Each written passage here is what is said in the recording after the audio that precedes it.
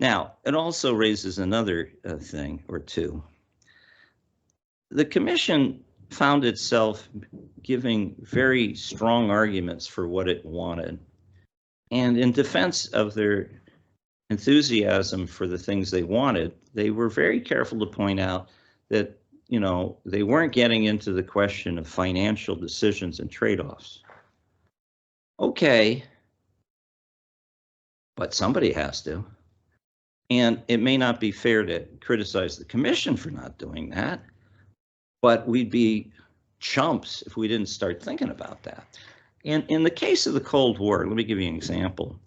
There was a conscious decision at one point to basically unplug an awful lot of our air and missile defense, the Nike systems and the like.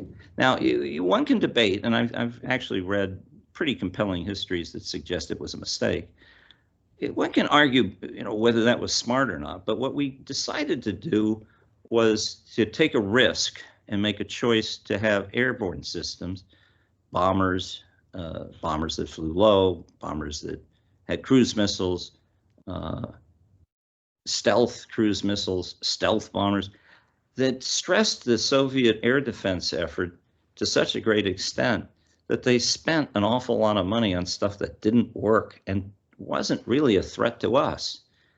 I think that was pretty clever. I know when I worked for Andy Marshall, he thought that was a pretty smart way to go.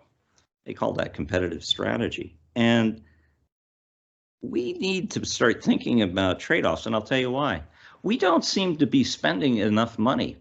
I mean, between the way in which the Pentagon operates, and I have a little bit of familiarity there, having worked there and still having contracts there, and getting very, very stressful memos about, the spending of, hundreds of dollars. I mean, I'm sure the memos cost hundreds of dollars to tell me about the spending of hundreds of dollars.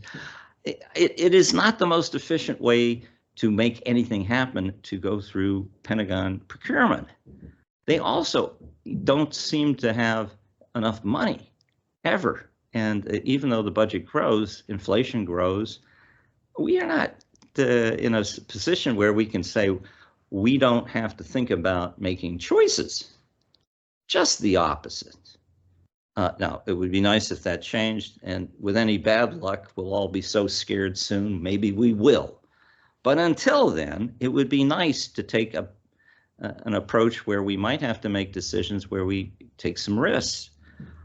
This debate that I'm trying to elevate about the organizing principle, I think would help us figure out what we want to do. I myself have become enamored of space systems.